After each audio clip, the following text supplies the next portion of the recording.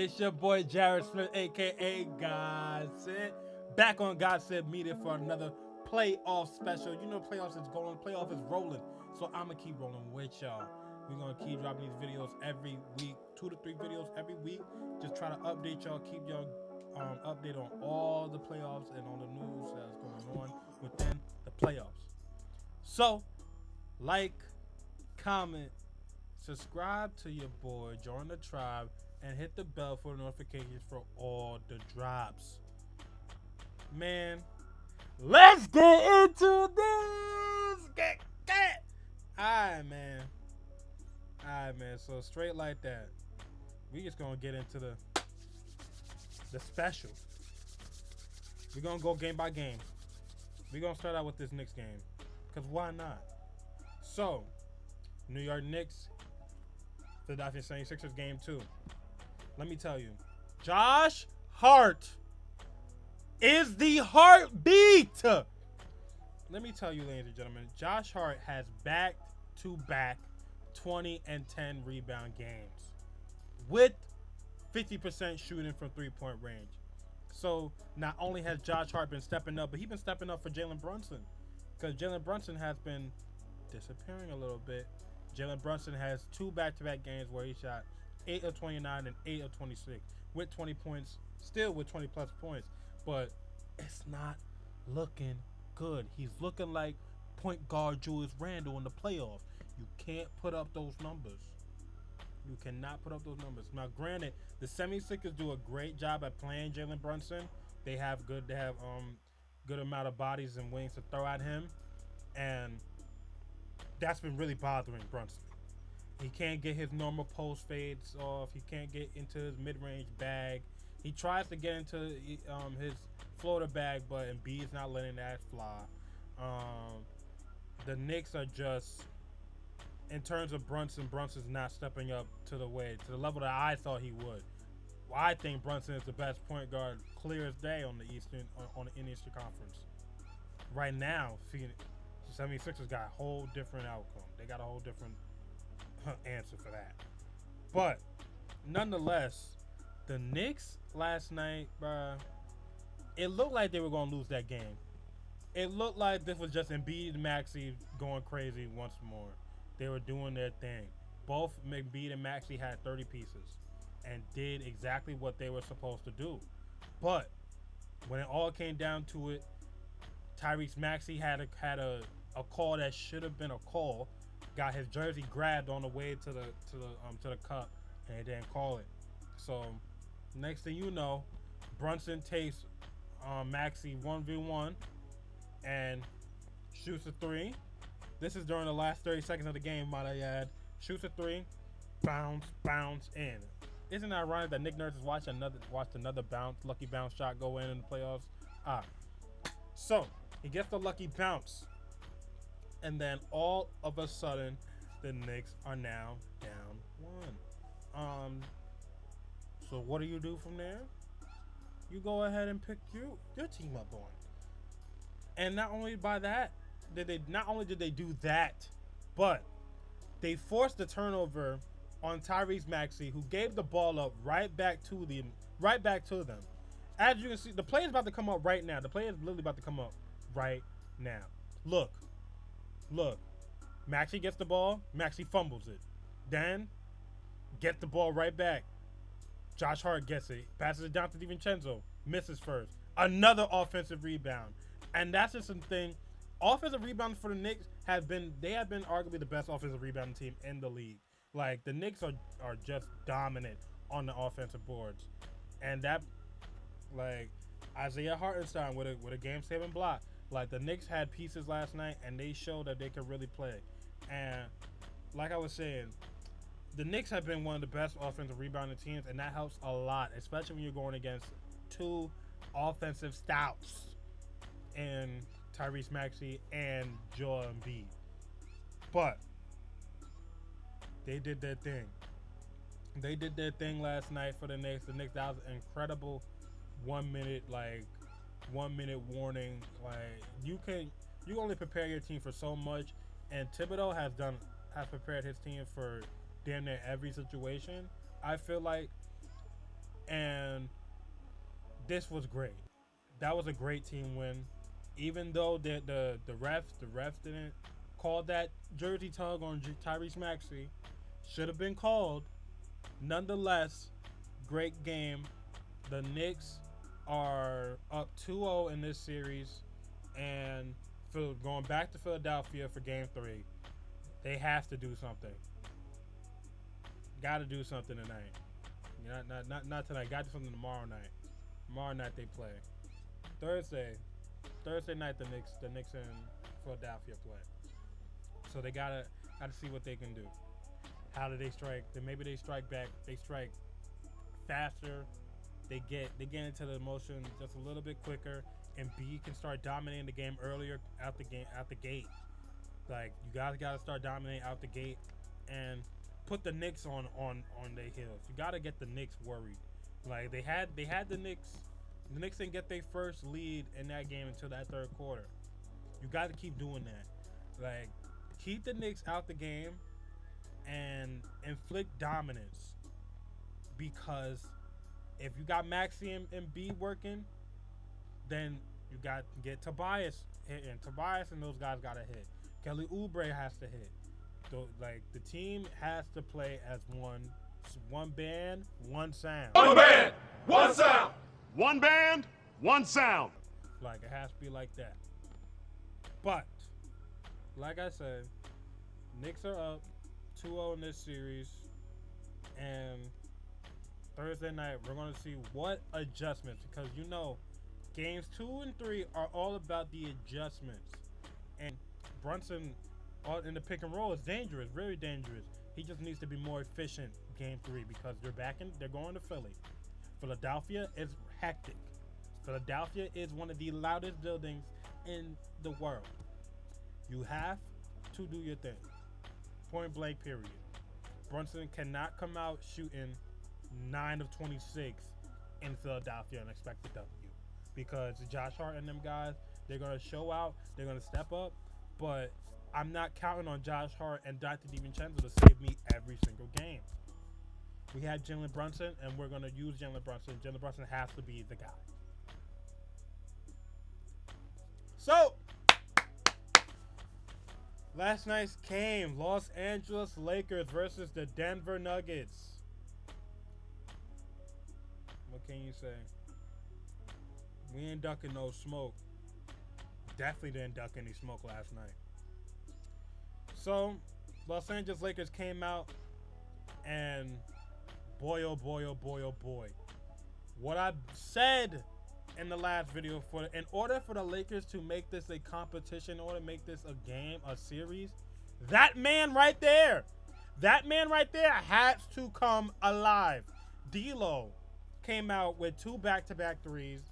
He came out with 7 threes for the game entirely. When you have D'Angelo Russell active and making shots, then this game gets competitive as hell. Because now you got D'Lo cooking. You get D'Lo cooking, and then D'Lo starts to space the floor even more for LeBron James and Anthony Davis. When LeBron James and Anthony Davis when all that weight on their shoulders is lifted a little bit, off their shoulders, they can dominate the game even more. The Lakers came out and dominated this game even more. We had a 20-point Laker lead. Do you hear me? A 20-point Laker lead. But when everything's not hitting, they start to look old, stagnant. They start to get a little riggedy-raggedy, waggedy-wags. You feel me? But D'Lo came in last night, hit 7 threes for the Lakers, and not only that, you had a bad Jamal Murray. Jamal Murray disappeared for majority of that game. Jamal Murray was not as effective as he should be in a playoff game, and they should have used that to his advantage. When that happens, The Lakers should be haul-assing to score and get these buckets. When that's happening for them, it's the best thing possible. Because now you have to make Jamal Murray play defense. Now KCP got to pay attention more because D'Lo's swinging the rock. D'Lo's hitting AR. D'Lo's hitting AD. D'Lo's hitting Bron. And now the whole team looks like a team. It looks like a unit. Look at the score, 11-7. Lakers had a good lead. Lakers were leading this game a lot. LeBron was getting a muscle.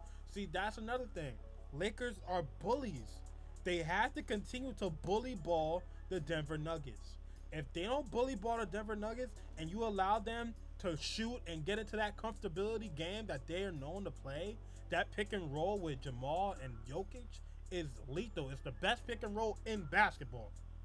It is the best pick and roll action in basketball. Jamal Murray and Jokic have the best pick and roll action in the game today. And the Lakers looked like they had their number last night for 3 quarters. Then all went to poof. All went to doo-doo, caca. They looked basura. It looked crazy out there, bro. It looked crazy out there. All the things that the Lakers wanted to go right, all the things that should have went wrong for them, went completely right for them.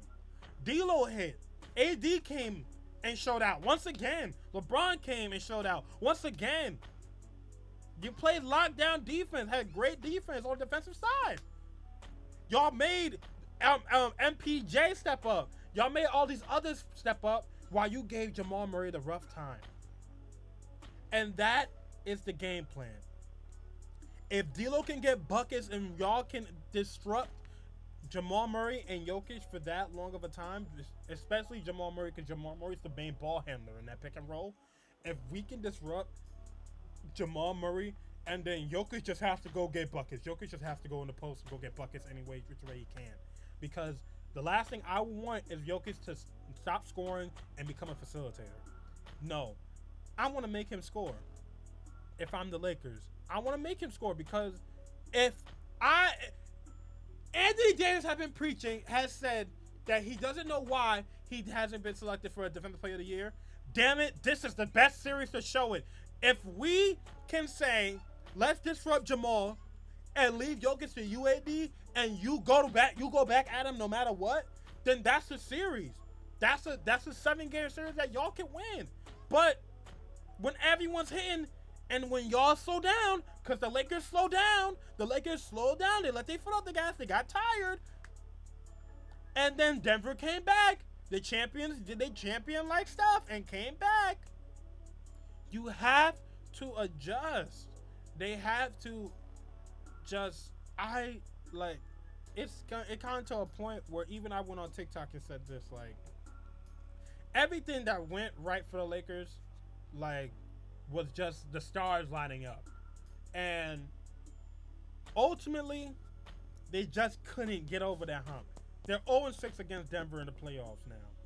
And to me, it just looks like they just can't beat these guys, even when they're at their worst. The Denver Nuggets are at their worst. The Lakers had a 20-point lead. And Denver still took the lead. What do you want? What more do you want if you're a Laker fan? You got a bad Jamal. You got LeBron James and AD stepping up. You got D'Lo hitting threes. That's all you're supposed to need. But no.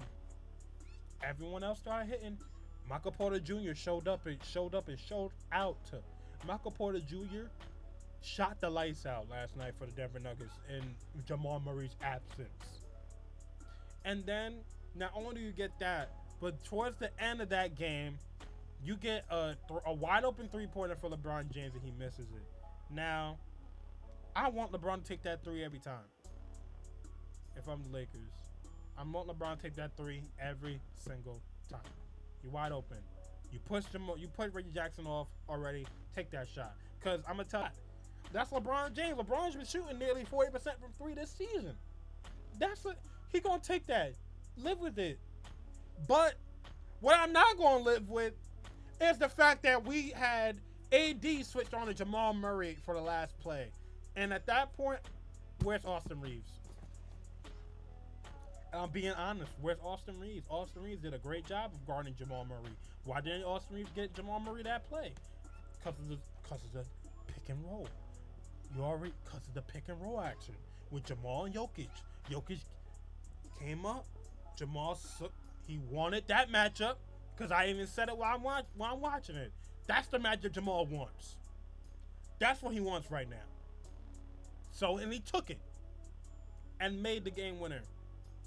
First game winner of his whole career. Buzzer beater walk-off. First one. Lakers, there's nothing more to say or nothing more I can say other than you guys just got beat. Like, you cannot beat the Denver Nuggets. That's what it looks like. From the outside looking at it, just looks like the Nuggets just have the Lakers number. A bad Denver Nuggets roster just beat the Lakers last night by a game-winning buzzer beater. And yes, you can call the officiating was terrible. I thought that call on D'Lo was terrible too. I thought it was trash. But damn it, you had a 20-point lead before that. Where the hell were you when it went down? Alright, man. Bada bing, bada boom. How you doing? Kevin Durant fans, Phoenix Suns fans, my comments is a safe place for y'all, but I'm about to go crazy. I told y'all. Isn't it crazy that Kevin Durant still dropped 31 and his 31 just had the impact of a 9-point game? Yeah, I said it. That 31 piece Kevin Durant had is the impact of a 9-point game from an off the bench player compared to what Anthony Edwards did with his 33. That 33 felt like 40, 50. Because the Timberwolves get it done on both ends of the court when it matters most. Do you know what happened to the Phoenix Suns in the fourth quarter? I don't know. Do you know what happened to Devin Booker in this whole entire game? I don't know. But damn Skippy, Kevin Durant had 31. Bradley Beal had 16. Devin Booker, we need to send an ABP out for this. We got to send an AP out for that nigga. Where you at? Where you at? Devin, hello? 5 of 16? 5 of 16 was the best you can do. And I knew it. I knew they were going to get clamped up. I knew they were going to get locked down. You want to know why? Because Denver's got the number one defense in the NBA. And you know what the number one defense is going to do to one of the top shooting teams? They're going to show them down. They're going to slow them down. Grayson Allen, clank clank, I don't know where he went. Eric Gordon, clank clank, I don't know where he went. Do you have any other shooters? Devin Booker was gone. Bradley Beal was there, but his points didn't mean much. His points didn't mean much. It didn't mean worth nothing. Worth the damn. You look dusty. That's what happened. See, Anthony Edwards told y'all he felt like the best shooting guard in the NBA. And he proved it. And not only that, he told you y'all some old niggas. Y'all some old niggas. You feel me? Let me show you what this young buck gonna do. And gave y'all 33. And he had foul trouble. Came back and dusted y'all. 18 points in the third quarter. 20 points in the third quarter. Sorry. Went ballistic. Ballistic. The Phoenix Suns right now look like Kawhi and PG when they first got together. How stagnant and standstill the offense. Here's your turn, my turn, your turn, your turn. Hey, my turn. Like, it's looking dumb. And they're just resting. They're resting. They're just resting. They're just resting on that end of the basketball court because they know you're not gonna do much. Only got 3 of y'all. The other 2 shooters ain't worried about because got defenders for him. The Timberwolves are not playing with them. Timberwolves might get them up out of here in 5. Might get up out of here in 4. But I don't see Phoenix winning 2 games. I don't. No matter how many analysts or how many people try to tell me, oh, Phoenix roster is built for the playoffs. I don't think so. Now, am I banking on Devin Booker having another 5 of 16 game? No. Devin shows up, but y'all play the same brand of basketball every single game. Timberwolves game plan for that. They got you. They rock you. They read you. They got you. Told y'all, this is a legacy game for Kevin Durant. They could say legacy series for Kevin Durant, not just games. Legacy series. Because as far as you know, Kevin Durant is the same guy that was up 3-1 on the Golden State Warriors and left and got beat and left to go be on the Warriors team the next year. Kevin Durant is the same guy that won those 2 Finals MVP for the Golden State Warriors and left to go to the Brooklyn Nets and try to make his own dynasty. And it failed. Miserably. He had he was one toe away from possibly going to NBA Finals. And still miserable as hell. Y'all tell me what that looked like. Cause I'm gonna tell you straight up. Kevin Durant looked like he hasn't done nothing, a single thing, anything since he left Steph Curry's side. And Steph, I have him over Kevin Durant all time. Now, you can try and debate me. But what can we say? Steph got one without Kevin Durant. And might I add that it's the same team that made Kevin Durant look like a human. The same team that made Kevin Durant look like a baby. Ime Udoka's Boston Celtic roster had Kyrie and Kevin Durant in straight jackets. And Steph Curry had all them scratching their heads wondering, how the hell are we supposed to stop the greatest shooter God has ever created? Known to man. They were lost. Draymond Green exposed that they didn't have left hands. Jordan Poole. Oh, Jordan Poole was doing a good job. Yes, Kevin Durant. You need to make an impact in this series immediately. Because your 30-piece for game 1 felt like 16 points. It felt like 11, to be honest with you. I didn't even realize you scored that much, KD.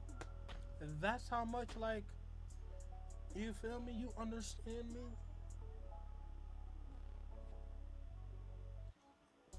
This game wicked, man. Game wicked. Next series. All right. Yeah. Y'all can violate a little bit or whatever. Dame time is still alive. And he showed up. Showed up for Showski. Most points in a half by a Bucks player. 35 points in the first half and then 0 in the second. But they were stopping them already. So that's why he probably didn't have to score that much. But the Bucks showed out. The Bucks had Chris Middleton come out 23 and 10 with 60, 25, 100 splits, right? Bobby Portis showed up 15 and 11, right? Brook Lopez showed up. I think he had 12 points. You feel me? The Bucks showed up. And reminded me we're still the Milwaukee Bucks. But it also showed me y'all still got Doc Rivers. Y'all still got Doc Rivers. I don't care. I'm not getting off this sleeper here. I'm not giving up my sleeper. I'm not getting off my sleeper. Nope. I still got Pacers as the sleeper upset. I still do. Pascal, 36-13. Looking crazy. But Dame, he went ballistic. He went ballistic. Look at that. Pull up. Yag him. Like he went crazy. Dame did what Dame should do. And you know what? That's why he said, that's why y'all got me here. That's exactly why they got you there. That's exactly why. Ain't no lies or no caparoon on that. But here's the big red exclamation point and question marks. Where the hell is Tyrese Halliburton? Now I warned us that he was going to have to deal with a Patrick Beverly picking him up 94 feet. He was going to get barraged. Is that even a word? He was going to get bullied. And that's exactly what happened. Because 9 points, 8... Man, Tyrese hasn't been him since the play-in tournament games. Like, what's up? Tyrese, like, you know, you had people like me saying you was gonna be the new quintessential point guard, like, but you look mediocre. It's depressing. It was depressing watching Tyrese only drop 9 points. We need to find out where Tyrese Halliburton is, who took his talents, which Monstars took his talents, and how we can get it back. Because Game 2 is upon us, and the Bucks will not be scared. They'll gladly take that Game 2 and wax us and wax that ass. You hear me? But Pascal, like I said, Pascal's the answer. Pascal was the key. 36-13. Can Tyrese Halliburton step up and have an efficient 20-10 game? Because if it's Trey with it, yeah, but y'all don't want that conversation. The game I've been waiting to talk about. I told y'all! Now it's only game 1. And let me tell you, you cannot hide Luka Doncic. Luka with a donut in the second quarter. The Clippers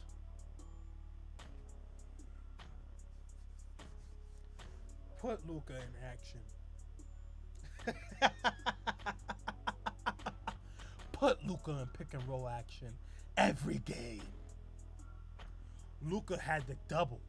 And then every time Luka made a dumbass double, swing, yag him. Not only that, y'all was saying all this about Daniel Gafford.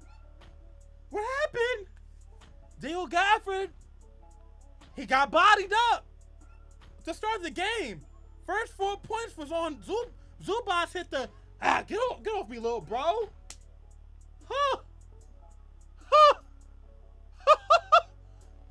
Did Zubas just say he's a whole other key to winning the series?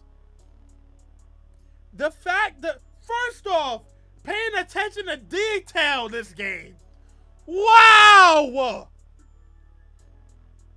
Ty Lue got these boys ready! Sticking to the game plan every minute of the game. Yes! And then, y'all tried to warn me about P.J. Washington. P.J. Washington was going to do his thing. P.J. Washington got violated by Paul George. Paul George shot bad, but let's be real. Anytime P.J. stepped on Harden, ate up. Anytime when towards the back end of that game, Paul George started heating him up. Lighting his freaking boots. Y'all have to worry about the Clippers. The Clippers don't have to worry about the Mavericks, like I told you guys. Outside of Luka and Kyrie, where are you getting 20 points from? Where are you getting a combined 40 points? Your bench can't even score with us. My bench could be a starting 5 in the NBA right now. The Clippers had a bad Paul George to start the game and still went up 20. James Harden is 13-3 in game ones. Paul George hasn't shot below 20 points, hasn't made below 20 points since the bubble. So any playoff P slander, out the door, because he led us to the Western Conference. Look at that score, 54-29. And y'all said the Mavericks don't have much to worry about. Analysts got the Mavericks 10-5. Got the Mavericks all in 6 and 7 games. What the hell games were you guys watching? What games were y'all watching? It's only game 1. Dallas probably didn't have a game plan for this. They probably definitely didn't game plan for without Kawhi. Next game they're gonna make adjustments. They gotta find a way to get Luka out of actions. That's the only way I see it, because Luka in action, pick and roll, and any pick and roll, he's lazy. He's not gonna recover. That two things that make Luka a bad defender already. Lazy as hell, and he's not recovering. Cause there were many a times where Luka got on the pick and roll, doubled the ball handler, and watched the shooter take the open 3. Lazy, not recovering, and he's not a point of attack defender. Cause Luka to Harden just feed do that every game and see what happens. Do that every game and see what happens. It was easy pickings for him. Easy pickings for him. You feel me? You understand? Everyone so shocked. I don't understand how the Clippers held them to such. I understand why. Because when you're running 1 through 8, 1 through 9, your bench is deeper, play better, shoot better, way more aggressive, way more physical. The Clippers are the better team, ladies and gentlemen. I don't think you guys understand. The Clippers are the better team. No matter how hot the Mavericks are, the Clippers are the better team. When it mattered most, Terrence Mann hit threes. When it mattered most, Russ hit threes. When it mattered most, Norman Powell did 6 Man of the Year things, which he was robbed for. Malik Funk is not better than Norman Powell. Nas Reed, big jersey. I'ma stand by him. He's the only one that deserves to win that shit. But you mean to tell me the top 3 3-point shooter in the NBA is not the 6th Man of the Year? Norman Powell right now can go to any team and average 16 right now. Instantly.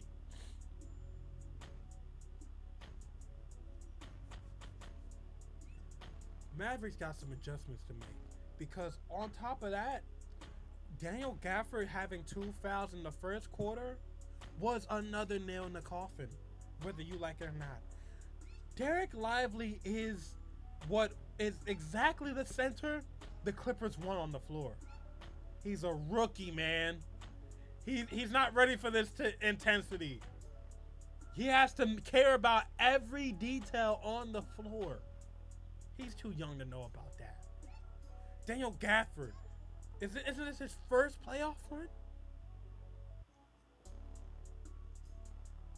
Inexperienced big men going against a 7-foot big with experience, a bag, and muscle. Zubac has so much in his bag that y'all don't see, that y'all don't care about.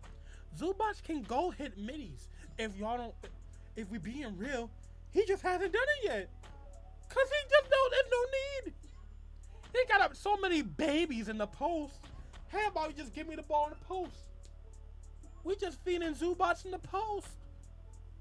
Because we can win at every level. Mr. Adjuster. Now, he has so many pieces to work with. He can adjust any which way he wants. Anything you throw at Paul George and these guys next game, Ty Lue is either gonna make that adjustment in halftime to get ready and have some more film onto what they need to do for game 3, or he's just gonna make that adjustment. They're gonna win, because at the end of the day, if the Dallas Mavericks do not have anyone else outside of Luka and Kyrie having 20+ points, they are going to lose. Dante Exum has to make 3+ threes. You hear me? Tim Hardaway Jr. has to go and shoot 50-something% from 3-point range. You hear me? PJ Washington has to be aggressive. PJ Washington was their only double-digit scorer. He's going to get his 3. He's going to get his. Because they're kicking out to him every single time off these little pick and rolls with Luka. But it ain't going to happen. Because I don't believe in Dante Exum versus Russ. I don't believe in Maxi Kleber versus any one of the bigs that are coming off the bench for the Clippers.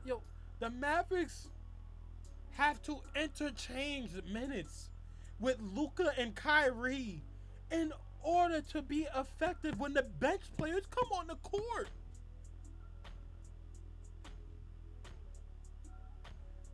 While Harden and Paul George are resting. Russ, Man, and Norman Powell can go trim a lead or build a lead. Y'all are so lost, and I told y'all this. The NBA media has y'all fooled, thinking that the Mavericks have just this bahuku crazy team that has 0 to no flaws. Luka yelling at teammates. That's a flaw right there. I'm Maxi Kleber. Are you yelling at me like that? I don't want to score again. Cause why you yell at me like that? Why you talking to me like that? Exactly. Pay attention. Clippers are gonna go 2-0 tonight. They're gonna go 2-0 tonight. And they're gonna go 2-0 simply because they have more. The Clippers have more. And don't let Kawhi be healthy tonight. Because then you can kiss the game, the series, goodbye. Thank y'all for tuning into today's episode of the Playoffs Podcast. podcast with God Said Media. Hey man, if you tuned in, if you still here, stuck around to the last minute, yo, thank you. I really appreciate you.